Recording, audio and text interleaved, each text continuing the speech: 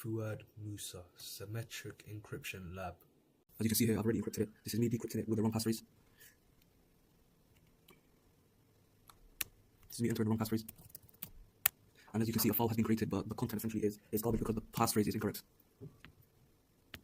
This is me doing scenario 2. What if we don't want to store the output in a file? This is me running the command.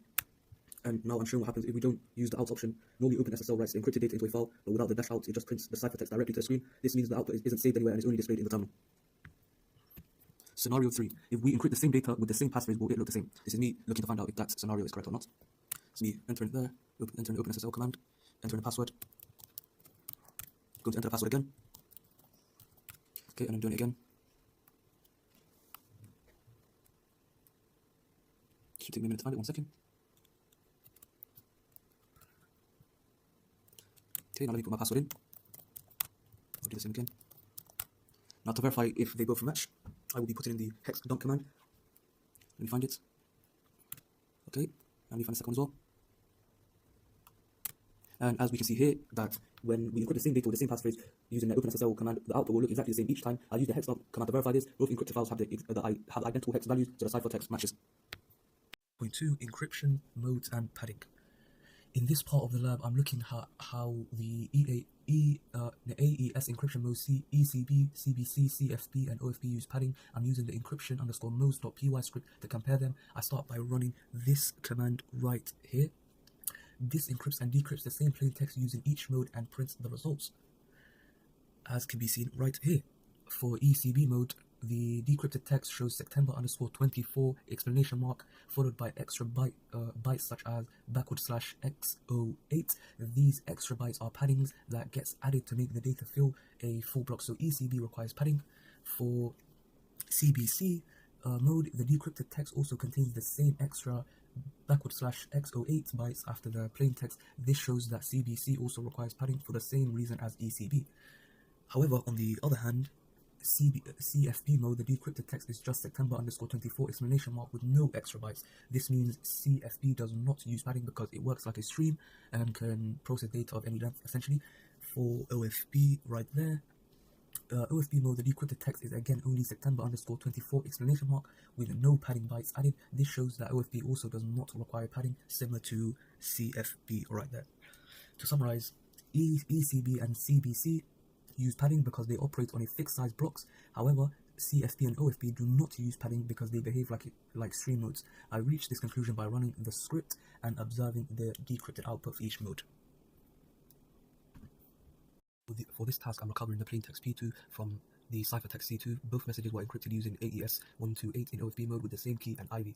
In OFP mode, encryption works by XORing the plaintext with a keystream. If the same key and IV are reused, the keystream is exactly the same for every message. This allows us to recover unknown plaintext. First, I convert the unknown plaintext P1, which is this right here, into hex, and I do so by using this command right here. The outputs can be seen right there. Next, I used the website xor.pw to XOR P1 into hex with its cipher C1. This gives me the keystream used during encryption, and this can be seen right here. And the output I obtained can be seen right there. Then I used xor.pw again to XOR C2 with the keystream. This gives me P2 in hexadecimal, which could be seen right here. Finally, I converted P2 from hex back into ASCII using this command right here in my terminal. And the output could be seen right here. This prints the plaintext key, EU, blah blah, as can be seen right there. To summarize the strategy, in OFP mode, the ciphertext is produced by XORing the plaintext with a keystream. Because the attacker reused the same key and IV, the keystream is identical for both messages. That means we can compute the keystream using the known plaintext P1 and C1, and then use it to reveal the unknown plaintext P2. One interesting observation is that the attack is only possible because of OFP acts like stream cipher, so the keystream does not depend on the plaintext at all. Reusing IV in OFP completely breaks confidentiality. The recovered plaintext P2 is the recovered plaintext P2 in ASCII is this right there again. My Python script for task 2.4, the goal is to brute force the password used to encrypt the known plaintext welcome to you by trying every word in wordlist.txt until we find the one that reproduces the given ciphertext. At the top of the script, I load the 3 values in the lab sheet, as can be seen here. And these are the plaintext, the known ciphertext in hex, and the IV in hex, which can be all seen here.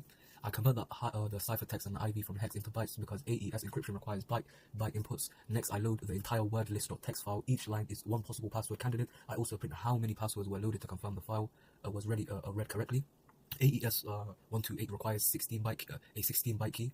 So every word in the list, I copy the behavior from toy enc.py.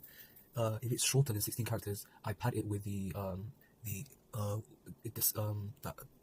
star sign that can be seen right there. If it's longer than 16 characters, I re-uncate it. This ensures each password candidate is exactly 16 bytes long.